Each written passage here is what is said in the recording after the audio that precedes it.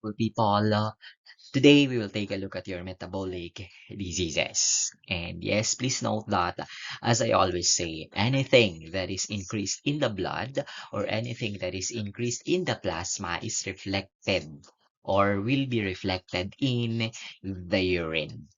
Okay, and please note your urine, it is an end product of the body metabolism and it may contain additional abnormal substances which are not tested by routine urine analysis. And these abnormal substances may be tested by other methods. Okay, it may be tested by other methods. So, anyway, what you call this, these abnormal substances may indicate abnormalities, okay, or disturbances or abnormalities inside the body. And yes, these abnormalities encountered most frequently are associated with metabolic disturbances that produce urinary overflow. Okay, and so when we say overflow again, there is an increased, okay, there is an increased levels in the plasma. And the kidneys, there is no problem in the kidneys when we say urinary overflow or kidney overflows. Okay, again, there are metabolic disturbances that will produce urinary overflow of substances involved in the metabolism of proteins, fats, as well as carbohydrates. And yes, okay, and so sooner as we move, we will learn that we will take a look at some inborn errors of metabolism here.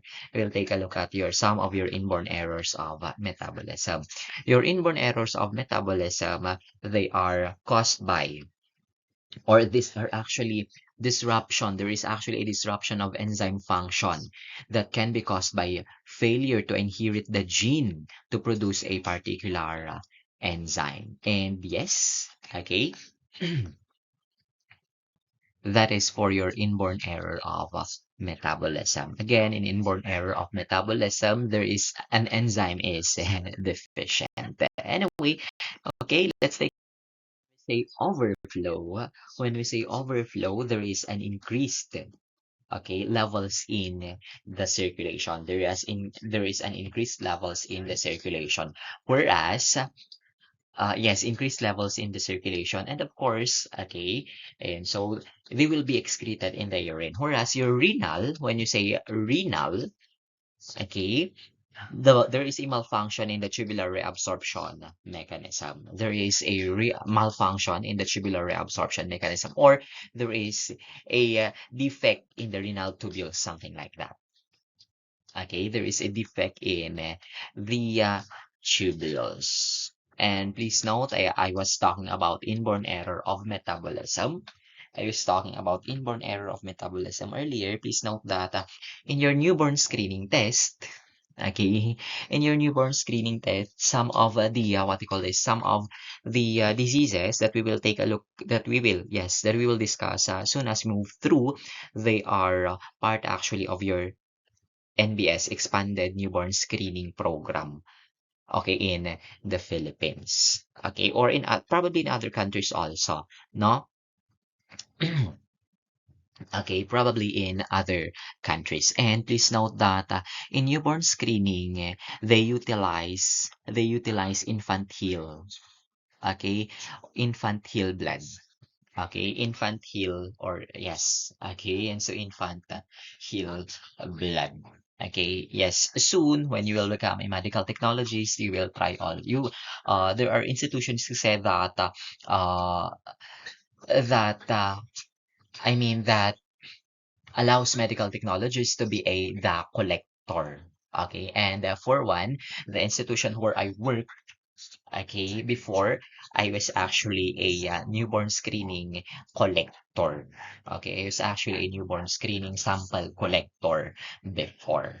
Okay, and yes, we do this infantile puncture. We do this infantile puncture. But then, but then what you call this, venous blood can be utilized also. Venous blood can be utilized naman.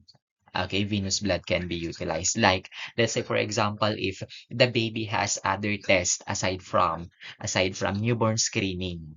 Okay, aside from newborn screening, and you need to collect blood.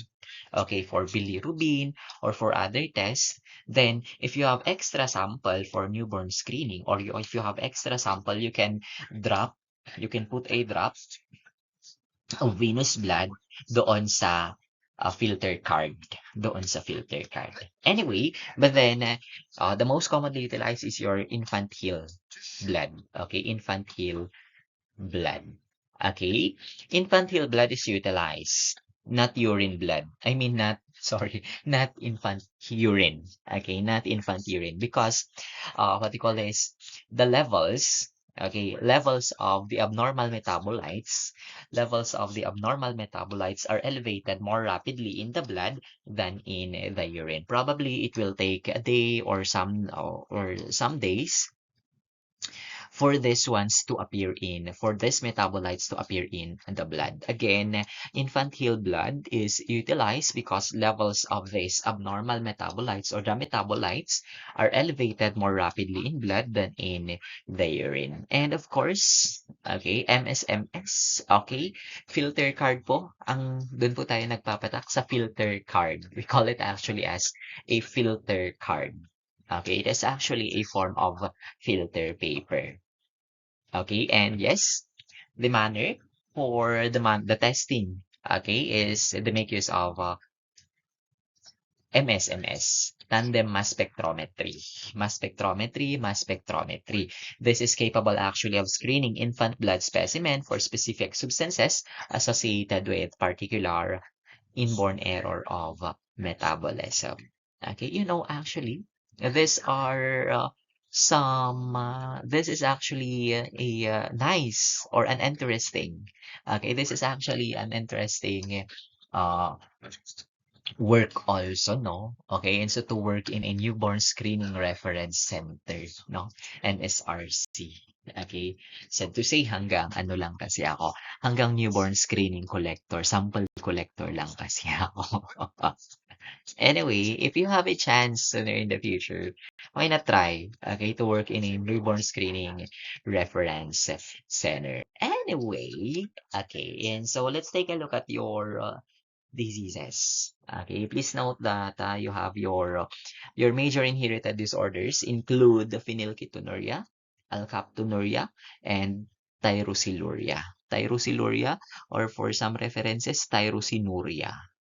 No? Tyrosinuria. Anyway, you have your amino acid disorders. Okay, and so your MSUD, your organic acidemias,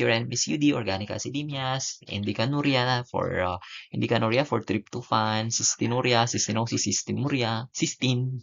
Okay, and the rest accordingly. Anyway, let's take a look at your PKU. Your phenylketonuria, your PKU actually here is the most well-known. Okay, your PKU is the most well-known of your amino acidureas. Okay, and yes, it is an autosomal recessive, meaning, okay, and so autosomal recessive, babae at lalaki, pwede pong magkaroon nito. Yun lang po ang ibig sabihin nun kapag autosomal. Okay, kapag sex-linked naman, okay, then of course, okay, lalaki ang affected. Parang gano'n siya. Okay, and so simple genetics lang po. Anyway, you have autosomal recessive. And yes, it is recessive. But then please note, the incidence is 1 in 11,000 for your phenylketonuria. The incidence is 1 in 11,000. Okay? And yes, okay, what is the problem about your phenylketonuria? Okay, please note that your phenylketonuria, there is the absence of the enzyme phenylalanine hydroxylase. There is the absence of the enzyme phenylalanine hydroxylase. Okay, phenylalanine hydroxylase is absent. Okay, so the conversion of phenylalanine to tyrosine is disrupted. Okay, the conversion of phenylalanine to tyrosine is disrupted accordingly. Okay, let's take a look at this. Let's take a look at this schema here, or Yes, algorithm. Okay, phenylalanine, okay, will be converted to tyrosine. Oo, both of them are amino acids. But then your phenylalanine gets converted to your tyrosine. Okay? In the absence of phenylalanine hydroxylase, in the absence of phenylalanine hydroxylase, tyrosine is not produced. Tyrosine is not produced. And what will happen? Okay, your phenylalanine will accumulate. Phenylalanine will accumulate and its other metabolites. What are its metabolites? You have your pyruvic acid. Okay, you have your phenylpyruvic acid, phenylacetic acid, and yes, phenylpyruvic acid and phenylacetic acid. Okay, and so those are the metabolites of your phenylalanine. So, what will accumulate in the blood? Phenylalanine and your phenylpyruvic acid as well as your phenylacetic acid. Okay, so if they are elevated in the blood, what will happen? Okay, they will be excreted in the urine. Okay, they will be excreted in the urine. Okay, they will be excreted in the urine. Of course, phenylalanine will be excreted in the urine. Urinary phenylpyruvic acid has the highest amount. Your phenylacetic acid is also excreted in the urine. Okay, but then please note that in phenylketonuria, 5-hydroxyindole acetic acid excretion is diminished. In PKU, 5-hydroxyindole acetic acid excretion is diminished accordingly. Okay, and yes, this one is associated with a mousy urine odor. Okay, your PKU, okay, your PKU is associated with urine odor accordingly.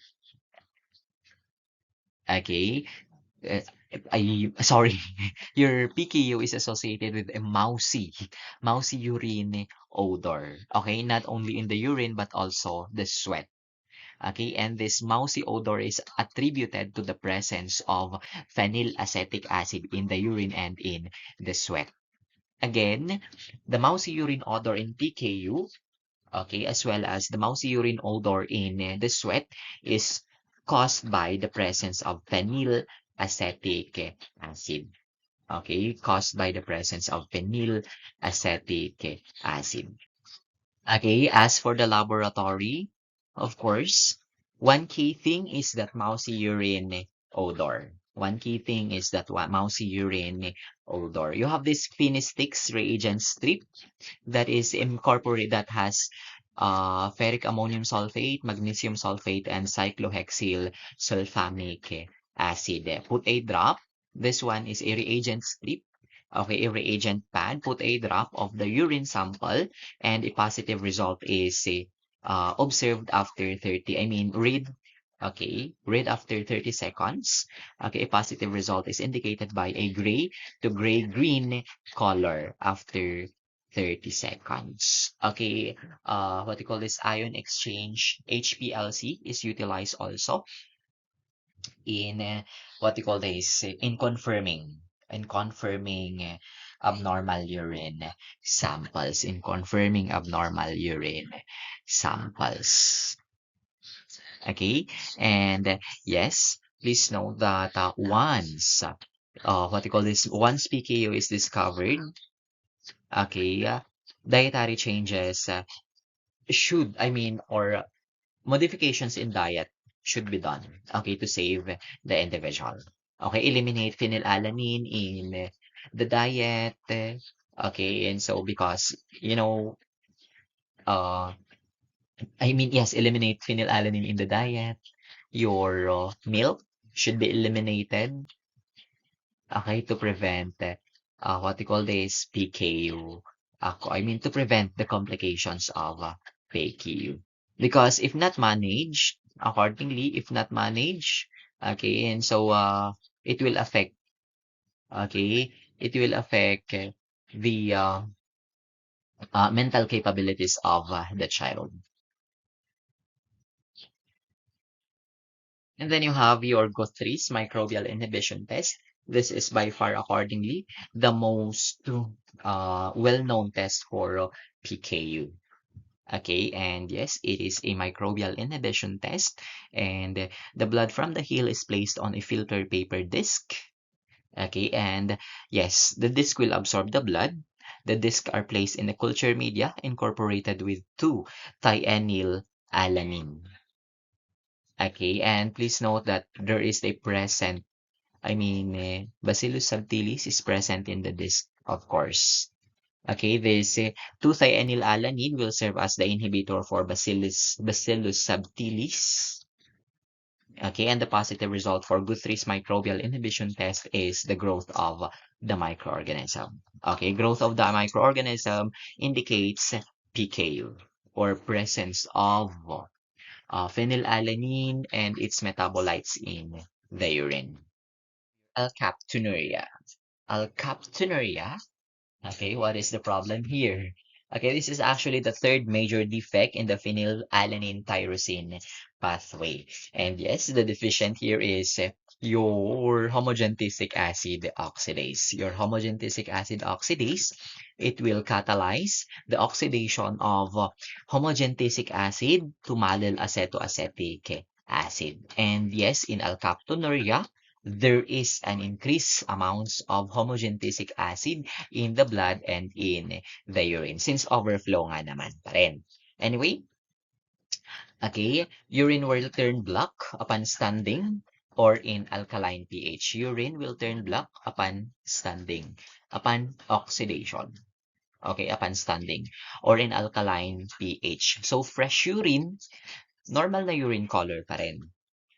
Okay, you have a normal urine color for this one. Okay, in alkaptonuria, normally the phenylalanine and tyrosine, they are metabolized to produce homogentisic acid, or otherwise known, your homogentisic acid here is otherwise known as uh, dihydroxyphenylacetic acid. Okay, your homogentisic acid is otherwise known as dihydroxyphenylacetic acid. Okay, which then is oxidized to mallyl acetoacetic acid. Okay, so from phenylalanine, okay, to homogentisic acid, and then to mallyl acetoacetic acid dapat. But then, in case of alkaptonuria, there is no homogentisic acid that will convert homogentisic acid oxidase that will convert HGA to mallyl acetoacetic acid, causing accumulation of HGA, sorry, homogentisic acid oxidase, or homogentisic acid in the circulation, and causing an increased amounts in the urine. Okay, ganun po siya dapat. Okay? Urine turns black upon standing, or in an alkaline pH. That is why in what we call this, the diapers of babies with alkaptonuria, there are brown stained or black stained cloth, or brown stained or black stained, okay, due to oxidation.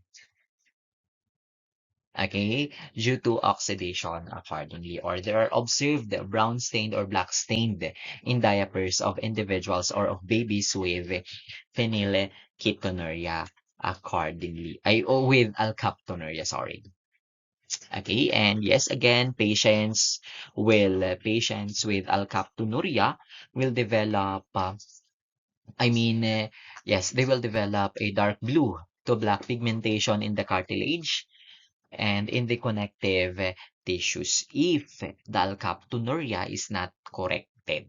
Okay, if the alkaptonuria is not corrected, patients with alkaptonuria will develop dark blue to black pigmentation in the cartilage and in the connective tissue. And according to studies, your alkaptonuria is not diagnosed until until arthritis has developed. Okay, until arthritis has developed. Okay? Until arthritis has developed. I-check na lang nila. Okay? They will only know Okay, because of course in your cartilage and in the connective tissue, there is dark blue to black pigmentation. Okay, and yes, please note, okay, ferric chloride test. Okay, ferric chloride test, it will give you a dark blue color. Okay, and silver nitrate test, black color naman. Dark blue color, okay, or what you call this? Yes, dark black color for silver nitrate test and dark blue for ferric chloride test. Okay, yellow precipitate for clean test because homogenesic acid accordingly is a reducing substance. Okay, it is a reducing substance. Another screening test is you what they call this alkalinize the urine voided. Okay, alkalinize the urine voided. If the urine turns black, then there is homogenesic acid present accordingly. That is the interpretation. Okay, and yes, confirmatory testing, you make use of TLC, thin layer, okay, and capillary electrophoresis. And please note accordingly that homogentisic acid should be distinguished from gentisic acid. Your gentisic acid here actually is an aspirin metabolite. Okay, it is an aspirin metabolite. Okay, still gas chromatography, mass spectrometry, they are available, okay, to quantitate. Your tyrosine, okay, your tyrosine is converted into homogentisic acid. If homogentisic acid oxidase is absent, okay, mallyl acetoacetic acid is not produced. Okay, alkaptonuria is the result. Okay, causing accumulation of homogentisic acid in the circulation and the excretion of homogentisic acid also. You. Anyway, your tyrosiluria, or this one can be tyrosinuria also. Tyrosiluria or can be tyrosiluria. Anyway, in this one, there is the problem in the metabolism of tyrosine. Okay, your tyrosine can be derived from phenylalanine. Okay, if you try to remember the pathway that I showed you earlier, or it can be derived from the diet. It can be derived from the diet. So in tyrosinuria, there is a problem in tyrosine metabolism. Okay, please note that in tyrosinuria, there are tyrosine crystals that may appear in the urine. Your tyrosine crystals, they are fine, silky crystals. Okay, that can occur as singles or aggregated to form sheaves. Okay, for your tyrosine crystals. Okay, your tyrosine crystals, they appear as brown to black precipitates. I mean, yes, brown to black crystals, and they precipitate at an acid pH. And your tyrosine crystals, they are soluble in alkali. Okay, they are soluble in alkali accordingly. Please note that your tyrosiluria has three types. Okay, you have type 1, 2, and 3. Type 1, okay, for type 1, there is a generalized renal tubular disorder. Okay, your type 1, it produces a generalized renal tubular disorder and progressive liver failure in infants after birth. Okay, the deficient enzyme for type 1 is fumarate acetoacetate hydrolase. The deficient enzyme for type 1 tyrosiluria is fumarate acetoacetate hydrolase. Okay, in diagnosis of type 1 tyrosiluria is done by detection of increased tyrosine and succinylacetone in urine and blood of the infant. Okay, again, type 1 tyrosinemia or tyrosemia is diagnosed by the detection of tyrosine and succinylacetone in the urine and blood of the infant accordingly. And yes, this succinylacetone and tyrosine can be measured by MSMS, mass spectrometry, tandem mass spectrometry. And then you have your type 2 tyrosinemia, or this one is otherwise known as your Rickner Hanhart syndrome. Rickner-Hanhart syndrome. Okay, and yes, the deficient enzyme is tyrosine aminotransferase. Tyrosine aminotransferase. And yes, okay, in this case, there is an increased plasma tyrosine and urine 4-hydroxyphenylpyruvic acid. Okay, for type 1 tyrosinemia, okay, someone with type 2 tyrosinemia may develop corneal erosions and lesions on the palms, fingers, and soles of the feet, okay, which are believed to be crystallization of tyrosine crystals in the cells. Again, type 2 tyrosinemia, okay, and so patients with such will develop corneal erosions and lesions in the palms, fingers, and soles of the feet. And these are believed to be caused by crystallization of tyrosine in the cells. And type 3 tyrosinuria is diagnosed by the presence of elevated levels of plasma tyrosine and presence of 4-hydroxyphenylpyruvic acid and 4-hydroxyphenylactic as well as 4-hydroxyphenylacetic acid. Okay, for your type 3.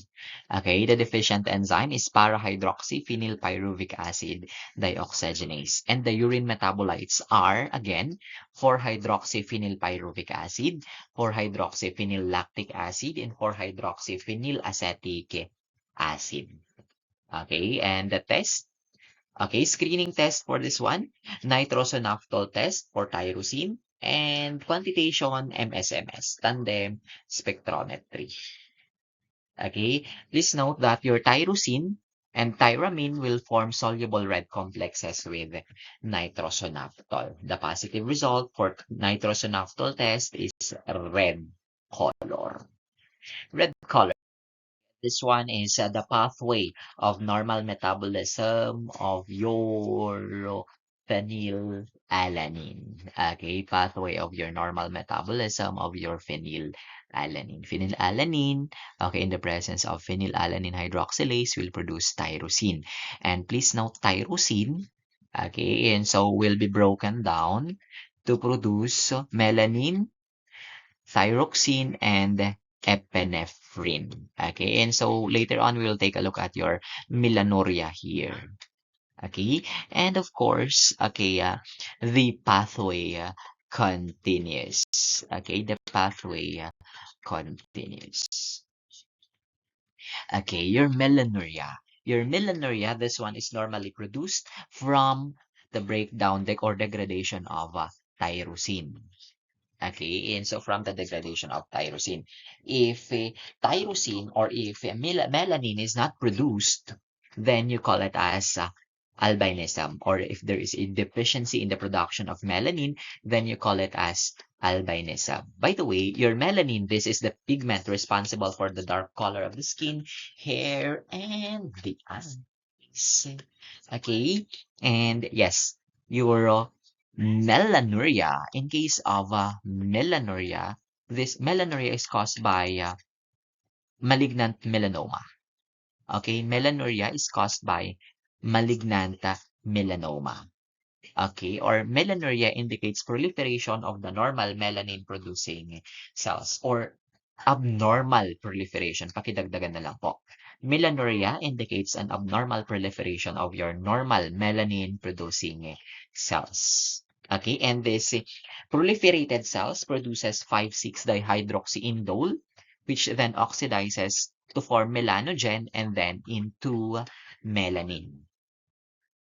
Okay, again, the tumors or the cells, the what you call this, the malignant cells will produce the colorless precursor of melanin, which is 5,6-dihydroxyindole, and then this one is oxidized to melanogen and then to melanin, producing a dark urine accordingly. Of course, this one oxidize when you expose it to air, then it will darken. Okay, it will darken. The urine will darken upon exposure to air accordingly. Of course, there is melanin in your branch chain amino acid disorders. Let's take a look first at your branch chain amino acids. These branched chain amino acids, they differ from one amino acid by having one methyl group that branches from the main aliphatic carbon. Okay, it branches from the main aliphatic carbon. And your branch chain amino acid disorders, they are marked by severe neonatal vomiting, seizures, stupor, irregular respirations, and often hypoglycemia. Let's take a look at your MSUD. This is the representative disease for your branched chain amino acid disorder. In maple syrup urine disease, okay, you have three amino acids that are involved. You have your leucine, isoleucine, and valine. Leucine, isoleucine, and valine. So what happens here? Normally, this leucine, isoleucine, and valine, they are transaminated in the liver. They are transaminated in the liver to produce your keto acids, ketoisovaleric, ketoisocaproic, and keto-beta-methylvaleric. Normally, these are produced, okay? Transamination in the liver of these three amino acids will produce these three keto acids. And these keto acids will be converted into fatty acids. Further, it will be further converted into fatty acids. But please note that in the absence of the decarboxylase enzyme that will convert these keto acids into fatty acids, this one will be, they will accumulate. Okay, they will accumulate because they are not, there is no enzyme that will convert them into fatty acids. That is why they will accumulate in the blood and will be excreted in the urine. That is why they accumulate in the blood and be excreted in the urine accordingly.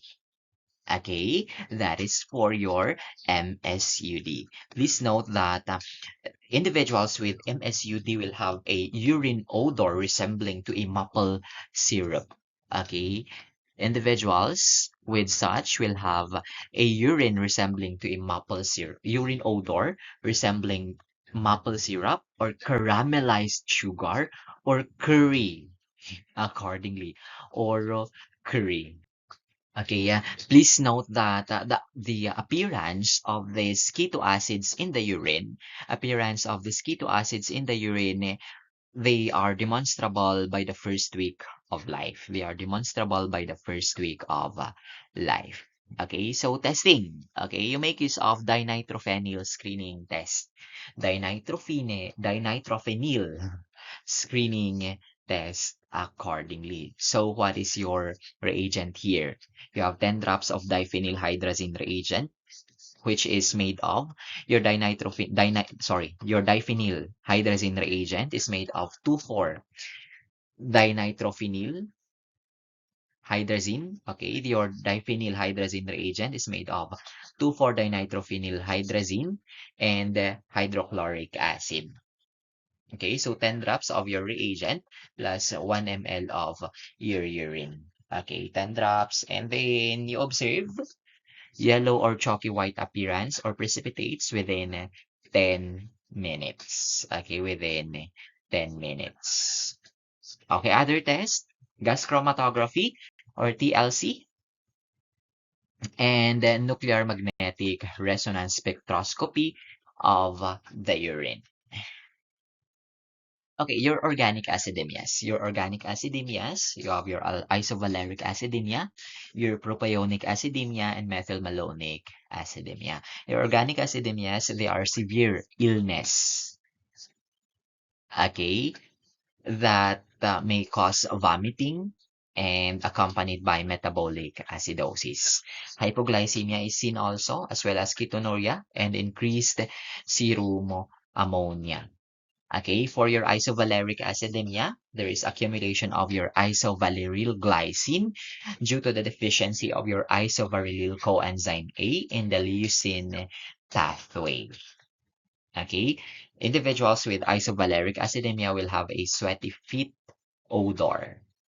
Okay, Propionic and methylmalonic, they are actually errors in the metabolic pathway, converting isoleucine, valine, and threonine, and methionine to succinyl coenzyme A. Okay, that is for your organic acidemias. Okay, let's take a look at your tryptophan disorders. You have your indicanuria here. Okay, normally, most of the tryptophan that enters the intestine or from the diet, they are reabsorbed for the body. They are reabsorbed for use by the body in producing protein or to generate protein. Or they are converted to indole by the intestinal bacteria and gets excreted in the feces.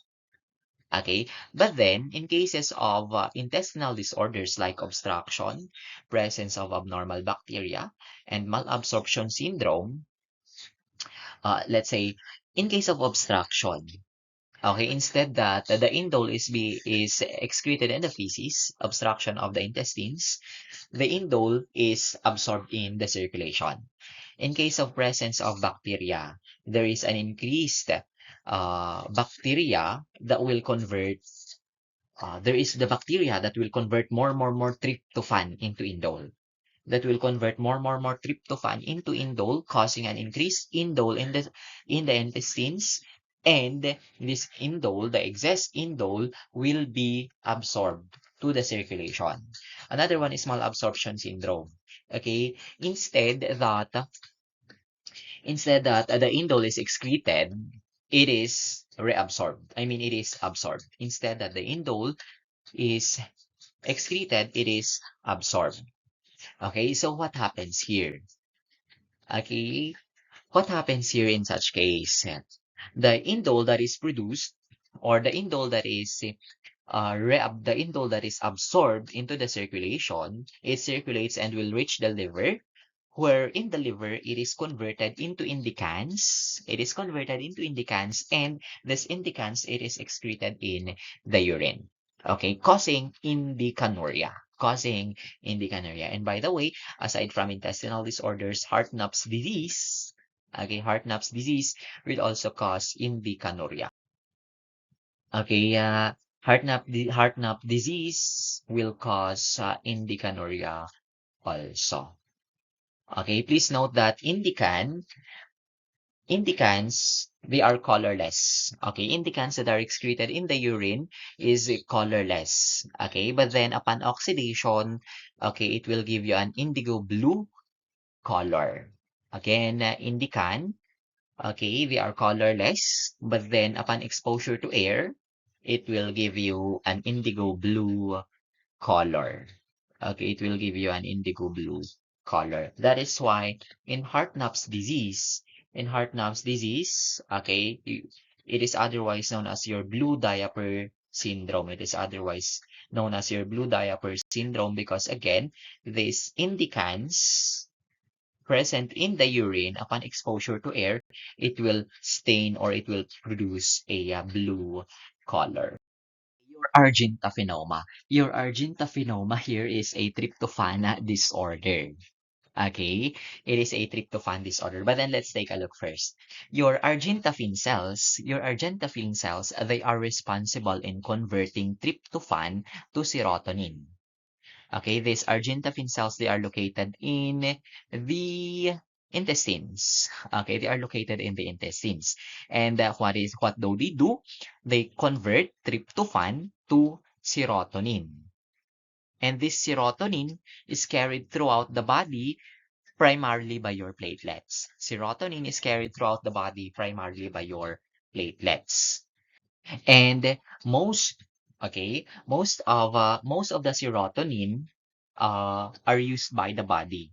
Most actually of the serotonin are used by the body, and only a small amount of its degradation product, 5-hydroxyindole acetic acid, is available for excretion in the urine.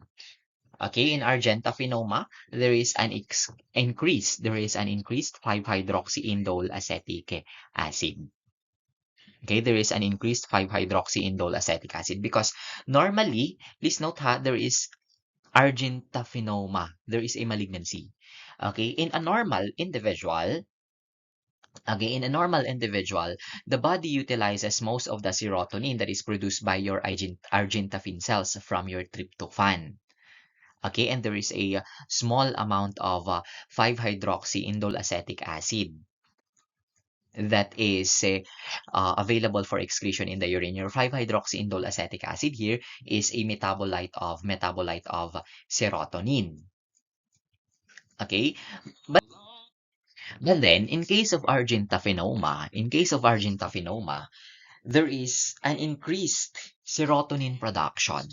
There is an increased serotonin production that will cause an elevation of urinary 5-hydroxyindole acetic acid. If there is increased serotonin, okay, then your body will utilize the serotonin, causing an increased urinary 5-hydroxyindole acetic acid. And yes, in the diagnosis of argentophenoma, 5-hydroxyindole acetic acid is increased. Okay, please note again that this is a metabolite of serotonin. Okay, this is a metabolite of serotonin. So in argentophenoma, there is an increased urinary 5-hydroxyindole acetic acid. Again, in argentophenoma, there is an there is an increased serotonin that is produced, causing an elevation of the urinary 5-hydroxyindole acetic acid. Okay, and so yes, your test for this one, you have your nitrous acid and 1-nitroso-2 naphthol to urine. I mean, yes, for your test, you add nitrous acid and 1-nitroso-naphthol to a urine that contains 5-hydroxyacetic acid to produce a purple to black color. That is the positive result. Yes, this one actually is your tryptophan metabolism. Normally, your tryptophan, okay, is converted into indole and is converted to indole and then the indole is excreted in the feces. Okay, and so but then in cases of abnormal or intestinal disorder, obstruction, okay, abnormal presence of bacteria, okay, or malabsorption. Excess indole is absorbed. Okay, the indole is processed in the liver, converted into indicans, and the indican is excreted in the urine. Okay, indican is colorless, but then upon oxidation or upon exposure to air, it will give you a blue color. Okay, for your tryptophan, in the presence of malignant tumor, okay, tryptophan is converted into, normally naman, tryptophan is converted into 5-hydrox.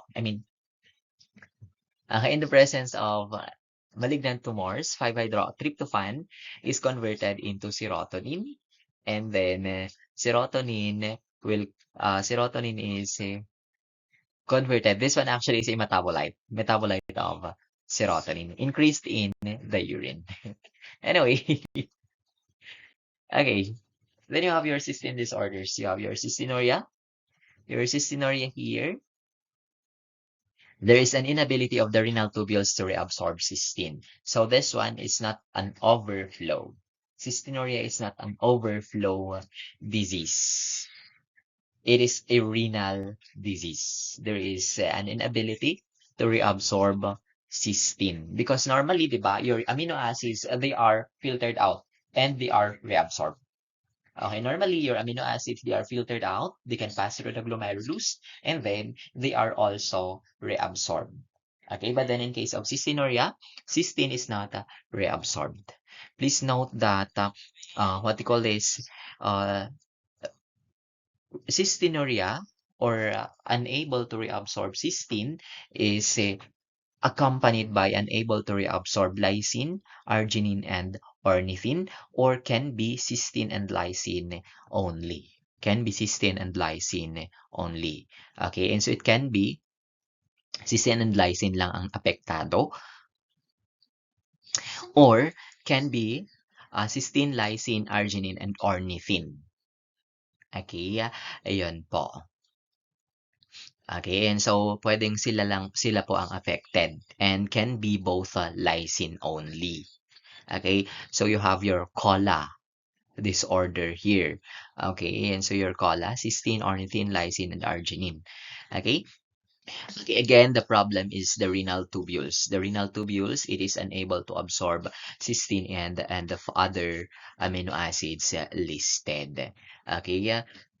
Please note that what you call this, they may form, okay, individuals with cystinuria may form renal calculi, but then the calculi is common in people with lysine and cysteine. Okay, who has problems with lysine and cysteine? Please note that individuals with cystinuria may form renal calculi, but the calculi are less common in people who, sorry, they are less common. Okay, less common in people who have problems with lysine and cysteine reabsorption. It is more common if the problems includes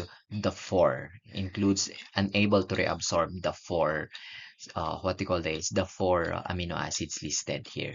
Okay, and please note that cysteine is much less soluble than the other three amino acids. Cysteine is much less soluble than the other three amino acids. That is why there is a greater chance for this one to cause uh, crystalluria or to cause cysteine crystals.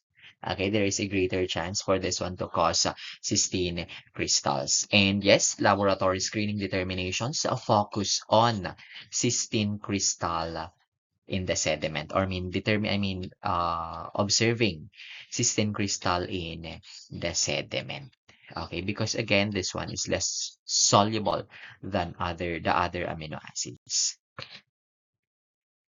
And yes, okay, you have your cystinosis. Cystinosis naman is an increase in increased cystins in the blood. Increased cystin in the blood. Okay, and so for this one, there is a defect in the lysosomal membranes that prevents the release of cystine into the cellular cytoplasm for metabolism. It is actually an inborn error of metabolism. Please note, inborn error of metabolism. It is not a renal disease. It is not a renal disease.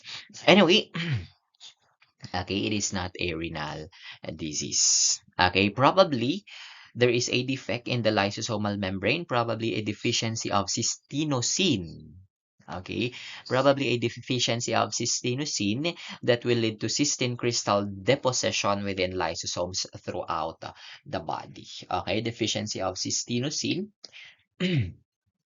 that will lead to cystine crystal deposition within the lysosomes throughout the body. Okay, and so cystine crystal deposition may be seen in the kidneys, in the eyes, in the bone marrow, and in the spleen accordingly. Renal tubules are affected by the cystine deposits that interfere with reabsorption. Particularly the renal tubules, particularly your proximal convoluted tubules. Cystine deposits, okay, will affect the reabsorption. Okay, cystine deposits will affect the reabsorption.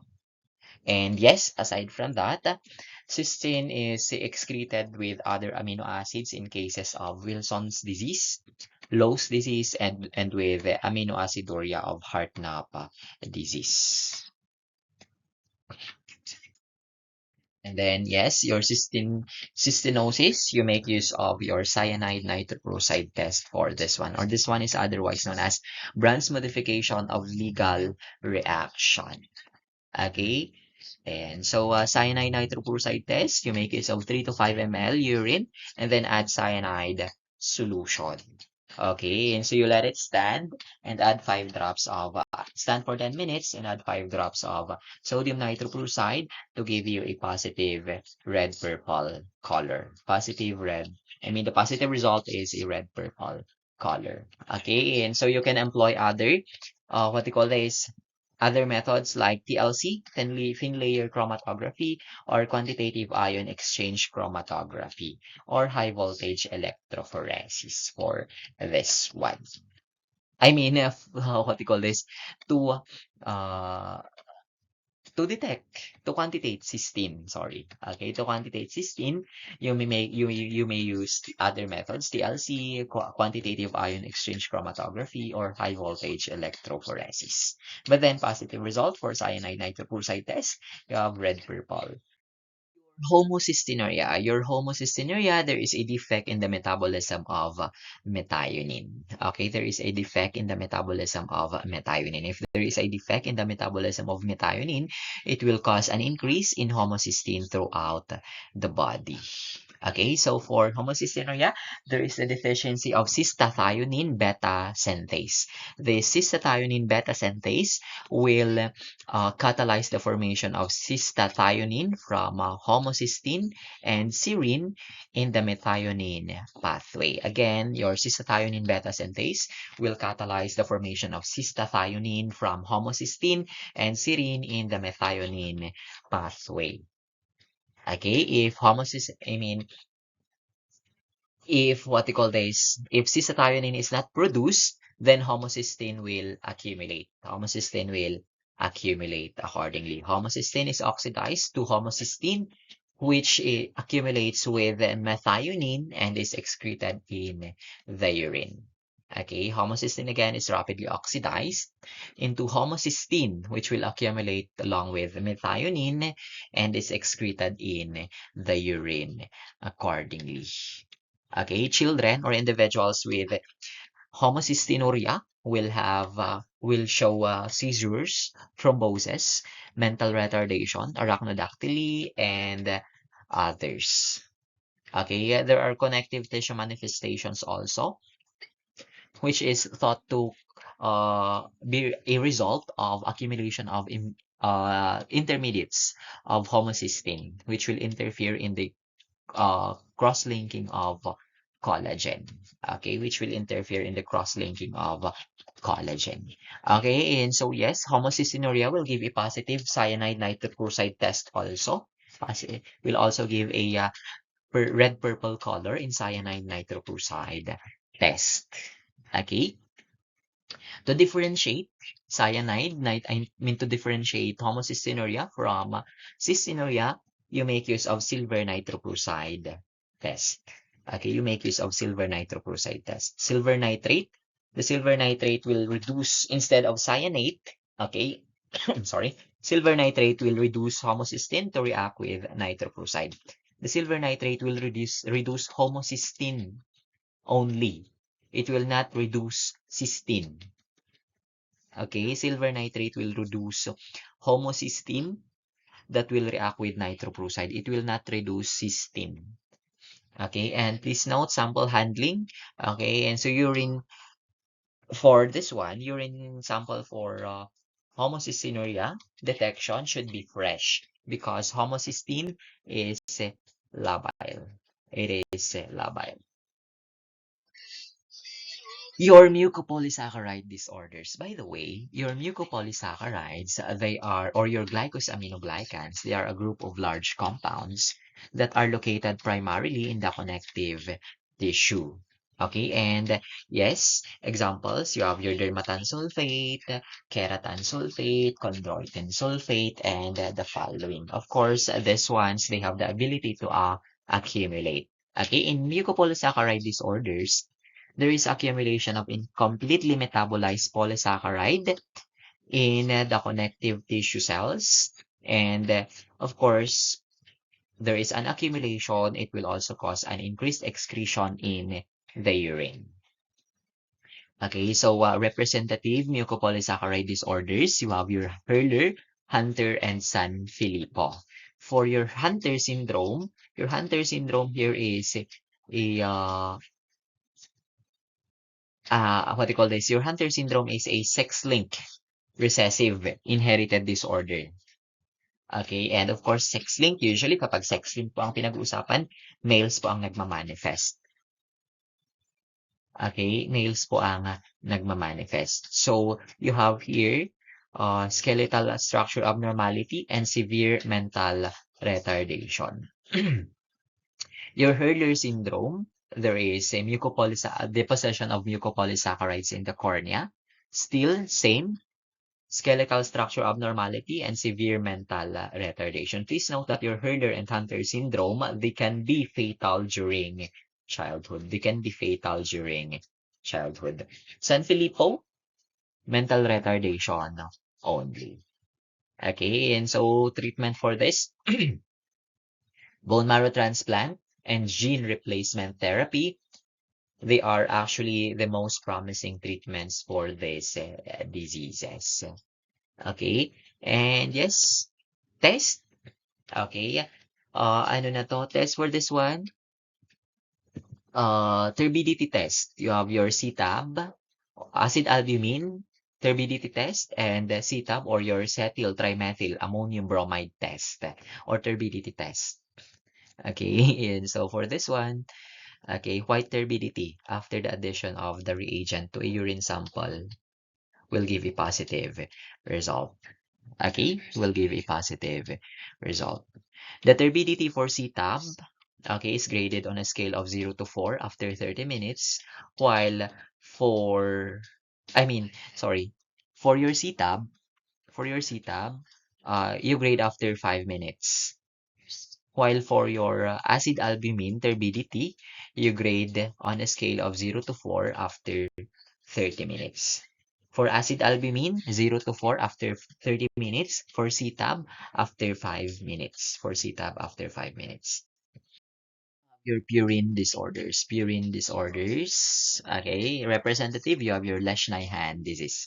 Lesch-Nyhan disease, this one is an inherited disorder. Sex-linked pa rin.